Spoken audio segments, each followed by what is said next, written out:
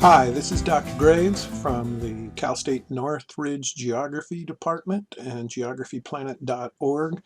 This is part one of a video tutorial series dedicated to helping students learn a little bit about data modeling. What we're going to do in this exercise is that we're going to use ordinary least squares regression to analyze the relationship between childhood fitness levels at the elementary school, fifth graders, and demographic characteristics of the neighborhood and access to various food landscapes, including fast food. By this point, you should have already read the background that inspired the study, and you should have launched the software. See what I have on my screen on your screen. And so let's go ahead and get started. So perhaps the first thing you want to do, as usual, is to save a copy of the file for yourself in a working directory. Click on File and Save As, and perhaps you want to stick it on your desktop or somewhere else, and I will call this one Fast Food Steve. And now if I mess it up, I can always go back to the original.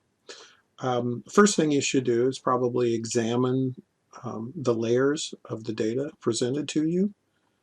Scroll in here. Each of these dots represents a school and the level, or the percentage of students over a 15-year period that tested in the healthy fitness zone, fifth graders. Turn that on and off.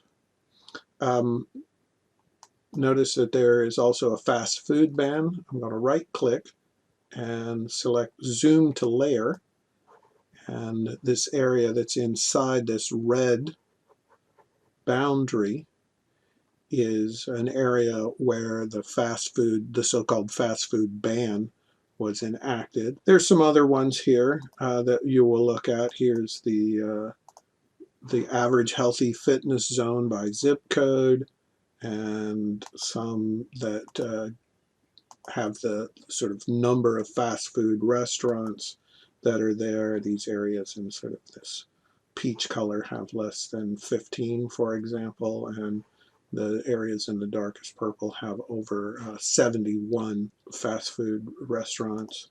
And then other things like income at the zip code level, ethnicity, and this is a map of percent white. The areas in dark are whitest and have the highest percentage of white people, and these areas in these light color areas have less than 10% non-Hispanic white. These are white people who also are not Hispanics. And then if you want, it's just a zip code map of all of LA and the boundary map.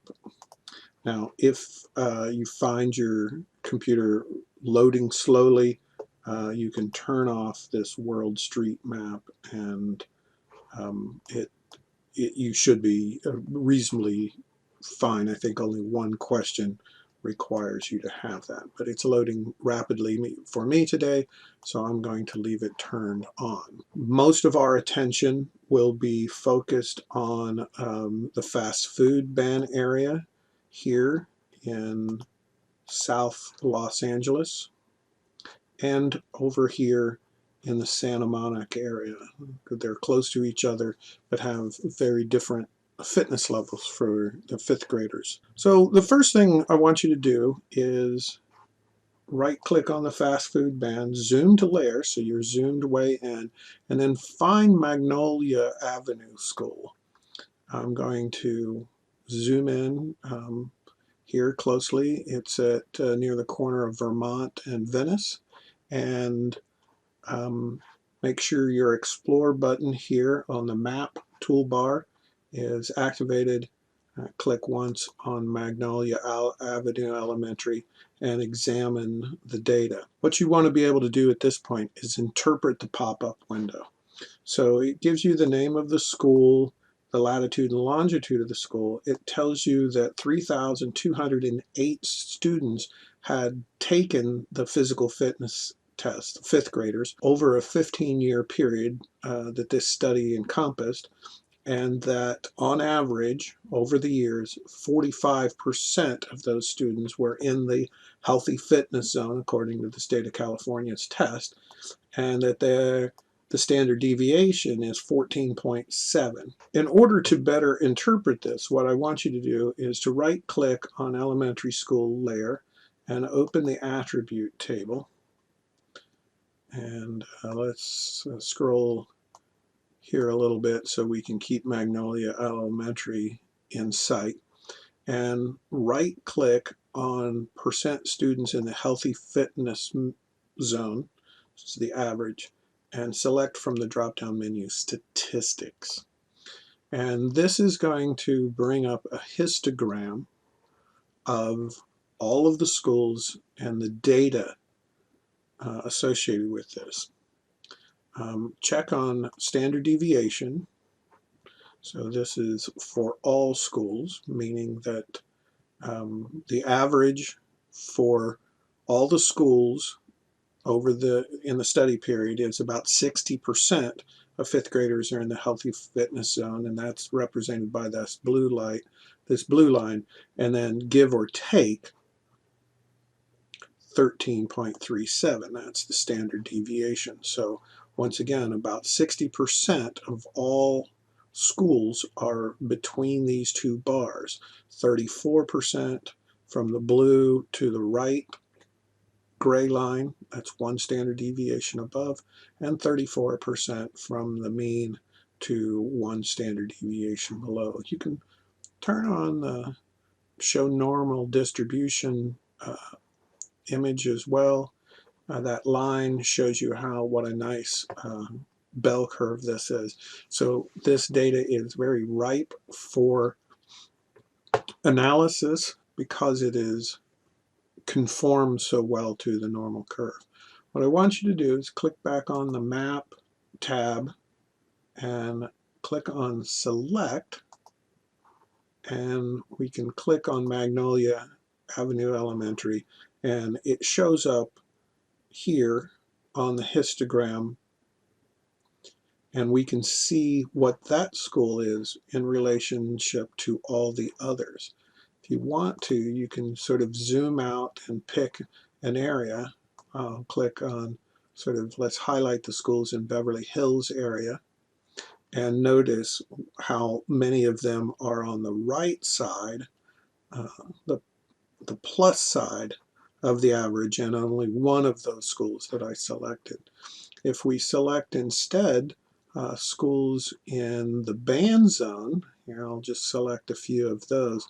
Notice how many of them are average to below average.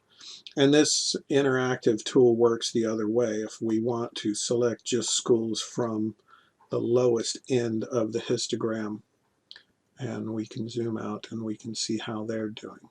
So that's, I wanted you to do that so you have some idea, and you can pause the video now and answer some questions about some of the schools and how to read the pop-up window. Okay, so after you've answered some questions, let's close the statistics window and the attribute table and zoom in once again here on our map. And what we need to do at this point, grab the Explore button so I can pan here, is to try to get you to understand how this analysis took place. Make sure I clear all my selections. Let's zoom in here a little bit on the San Fernando Valley, and I want you to activate the percent students in healthy fitness zone raster layer. Click. And what you should notice is that there is a close correspondence between the color of the points that represent the schools and the raster, this grid of pixel cells beneath. That is because the raster layer in the background was created from the values representing each of the schools. And so if we zoom in here on this school, Irwin Elementary, and we take a look, it has a healthy fitness zone score of 20%. And then we click on nearby Van Nuys Elementary. It has a healthy fitness zone of about 51. Click on a raster cell next to it, and it has a raster cell of 51. But halfway in between the value 51 here for Van Nuys and 20 here should be somewhere around 40 halfway between, and that's this pixel here in yellow represents that. And that's how that inverse distance weighting tool works. It creates a raster to estimate the values in areas that have no points.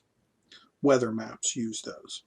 So that map was created, and then the values in the average, I should say, of all the values in each zip code area that was used in the study.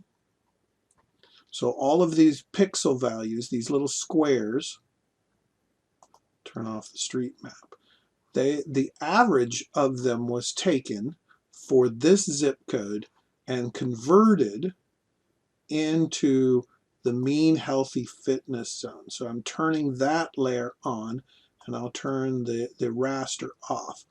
And so if I click on this now, the mean healthy fitness zone, healthy fitness mean for Reseda is 55, and that is essentially an average of all of the schools that are in that zip code. So turn on your raster layer and the school layer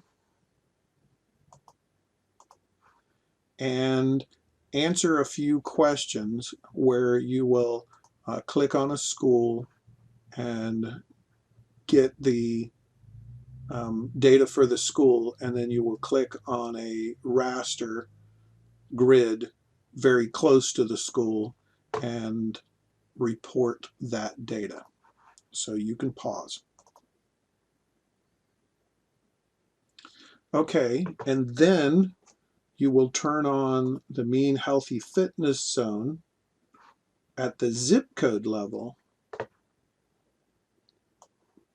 Click on selected zip codes and report data regarding the values in the pop-up window. So pause and answer those questions.